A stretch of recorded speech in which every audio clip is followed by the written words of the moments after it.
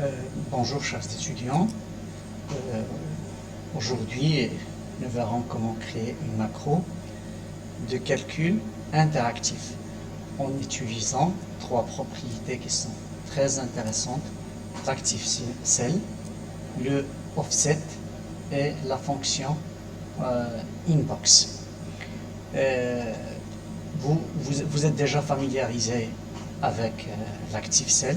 Quand je parle d'active cell, c'est comme c'est expliqué ici sur le document.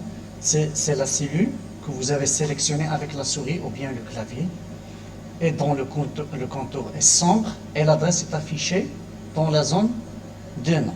Si je viens ici sur Excel, je clique quelque part ici, vous voyez ici, c'est mon active cell. L'adresse, elle est affichée ici, il y a un contour sombre, ainsi de suite. Donc, on l'a déjà utilisé à plusieurs reprises. Ici, vous ne pouvez pas saisir, on dit ici que vous ne pouvez pas saisir des données que dans la cellule sélectionnée ou active.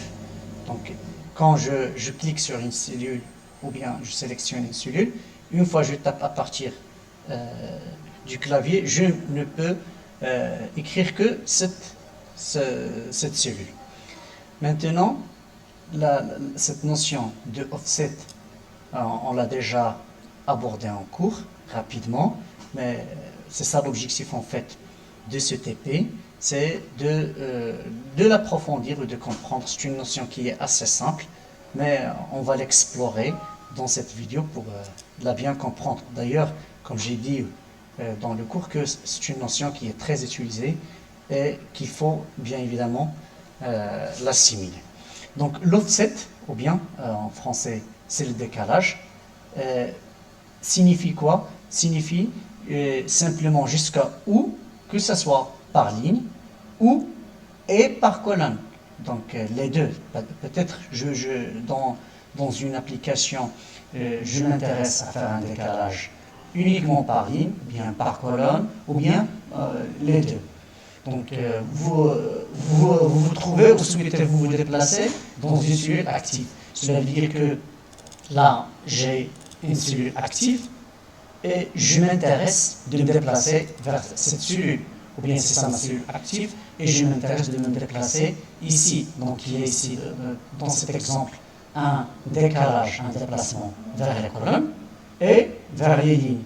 Ou bien uniquement vers les lignes, ou bien uniquement vers les colonnes. Ça peut être à gauche, ça peut être à droite, ça peut être vers le haut, ça peut être vers le bas. Donc avec cette propriété d'offset, nous allons comprendre ici que, voilà, par exemple ici, je suppose que j'ai déjà sélectionné une cellule. J'ai une cellule que j'ai déjà activée. Si je fais ici un offset 0, 1, donc ici les valeurs par défaut, ça peut être, que ce soit pour ici les lignes et ça pour les colonnes, ça peut être des valeurs qui sont positives, négatives ou 0. Dans le cas ici de ligne, si la valeur est de 0, cela veut dire que je ne vais pas changer de ligne. Si la valeur est positive, pour le cas des lignes, je vais me déplacer en bas. Si je fais 2, je vais sauter, je vais me déplacer 2 lignes. Si je fais par exemple moins 3, je vais monter vers le haut avec 3 lignes. Et pour les colonnes, c'est la même chose. Si je fais 0, je vais rester sur la même colonne. Si je fais plus 3, je vais me déplacer à droite par 3 colonnes. Si je fais moins 1, par exemple, je vais me déplacer à gauche par une seule colonne. Donc ici, c'est déjà expliqué pour les différents cas de configuration. Vous pouvez les tester, c'est très simple. Et on va les voir ici dans l'exemple. Donc tout est écrit, c'est simple, il n'y a pas quelque chose de difficile ici. Maintenant, comme j'ai cité au départ, nous allons faire un calcul interactif en utilisant ces trois propriétés. On a compris qu'est-ce que c'est que le active cell, on a compris qu'est-ce que c'est que le offset. Maintenant, on aura besoin aussi d'une propriété qui est aussi intéressante, c'est le input box. Vous voyez le mot input. C'est quoi cet input box? Il sert à quoi? C'est une invite ou bien prompt. Une invite dans une boîte de dialogue. C'est une boîte de dialogue qui s'affiche, nous allons voir lorsque nous allons exécuter le programme, qui s'affiche à l'utilisateur. Et qu'est-ce qu'il attend? Il attend de client ou bien de l'utilisateur de saisir du texte et puis après de cliquer sur un bouton. Et il fait quoi? Il va renvoyer une chaîne contenant cette zone de texte. J'ai une boîte de dialogue qui s'affiche, j'ai un emplacement là où l'utilisateur peut écrire. Maintenant l'utilisateur il va saisir à partir du clavier et ce que l'utilisateur a saisi, il va être retourné par cette fonction input-box.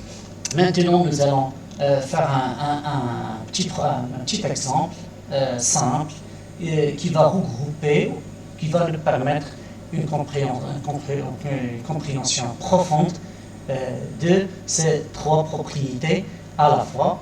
Si je vais aller vers, comme d'habitude, je fais le Alt F11 ou bien je fais développeur, je clique sur Visual Basic.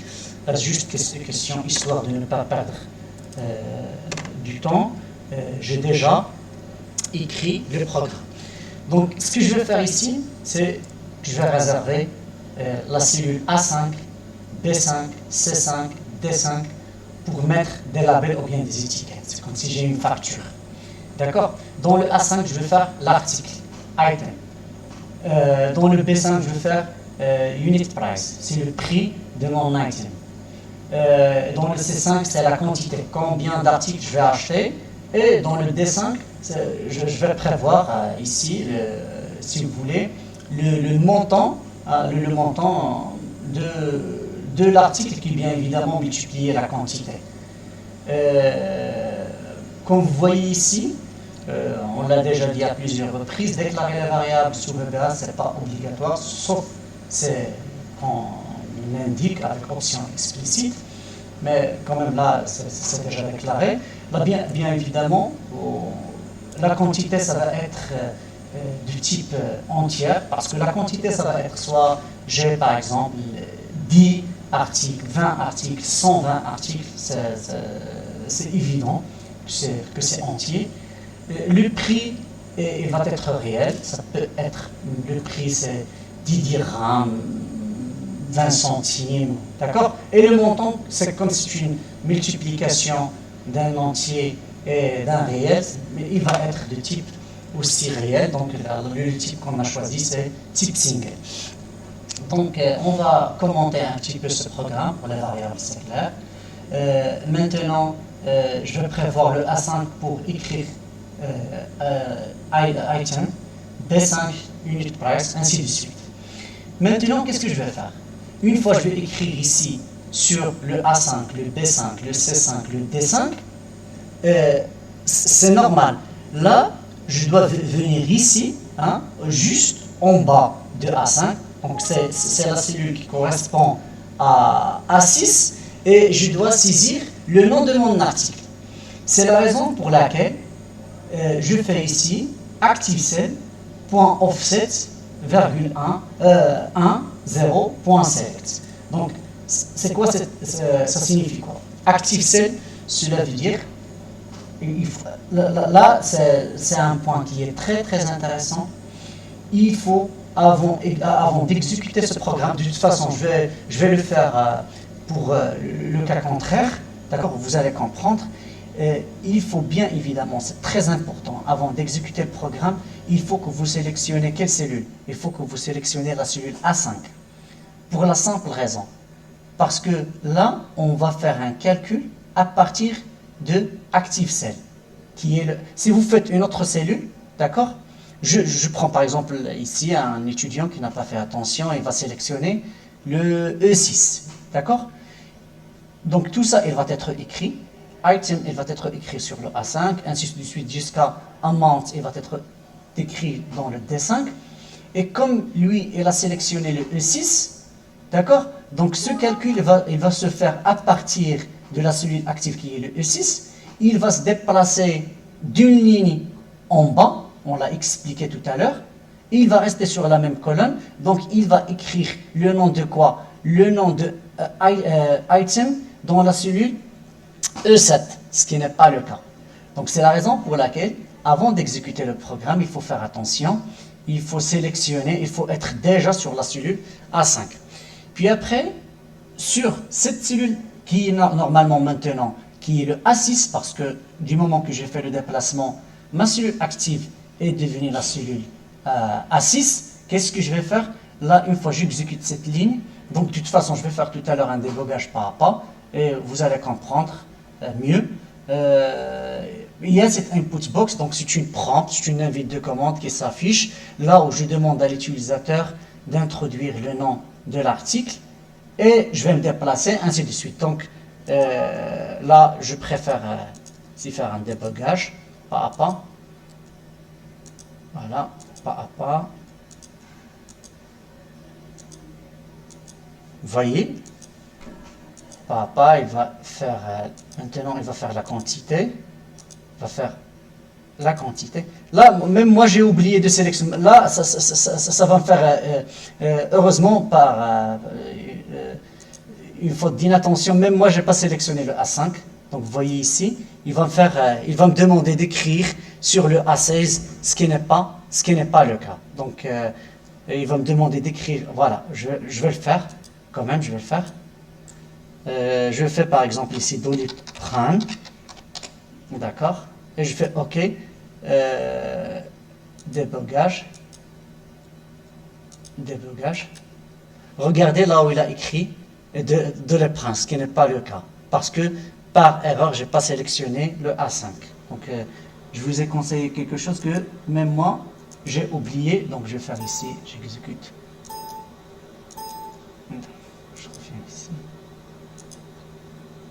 OK, annuler. Je vais faire ici. Tout. OK. Fin. D'accord. Je vais venir ici. Je vais tout effacer.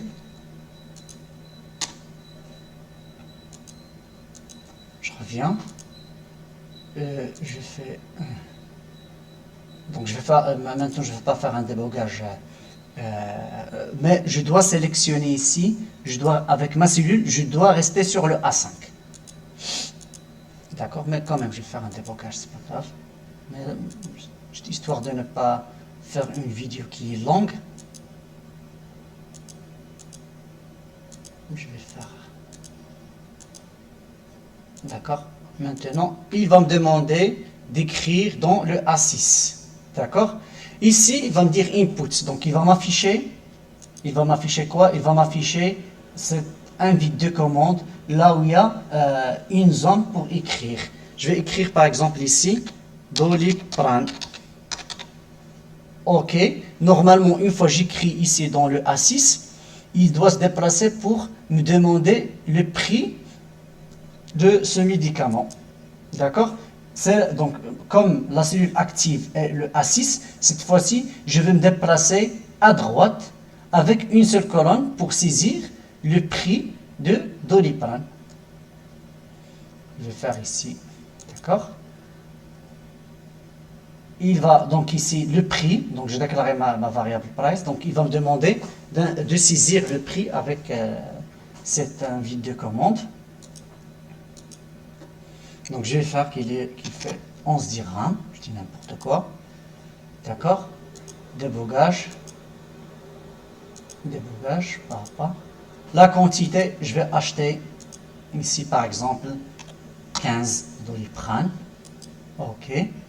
Donc maintenant active ces quantités, il va la mettre dans la cellule active. Il va se déplacer encore avec une seule colonne pour calculer le montant. Et il va calculer le montant. Il va faire 11 fois 15. Active, donc il va le mettre dans montant. Et maintenant, il va le mettre dans la cellule active. Donc,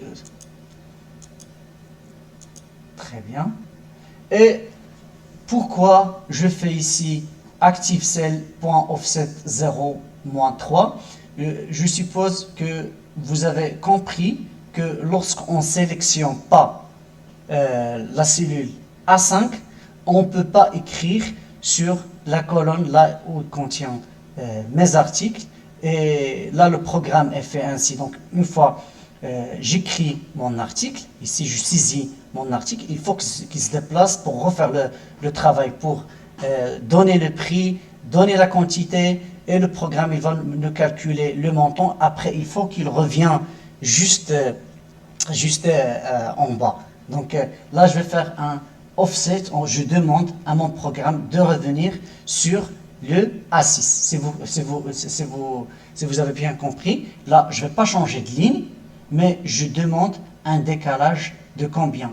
De 3 colonnes à gauche. Donc, je vais me déplacer à gauche. 1, 2, 3. Cela veut dire que maintenant, ma cellule active, ça va être le A6. Et une fois j'exécute le programme, je vais l'exécuter pour comprendre. Voilà, il sélectionne ici. Maintenant, si je vais encore exécuter mon programme, il va me demander de saisir un deuxième article. Là, je fais quoi? Doliprane, il y a quoi d'autre? Un autre médicament. Là, je ne suis pas médecin. Je fais un médicament. D'accord? Je fais Maxilaz, d'accord, j'ai oublié. D'accord. 14. Et vous avez déjà... Donc, je vous remercie et j'espère que vous avez bien compris cette notion de ActiveCell, offset et input box, et vous pouvez l'utiliser dans votre application. Je vous remercie et à la prochaine vidéo, Inch'Allah.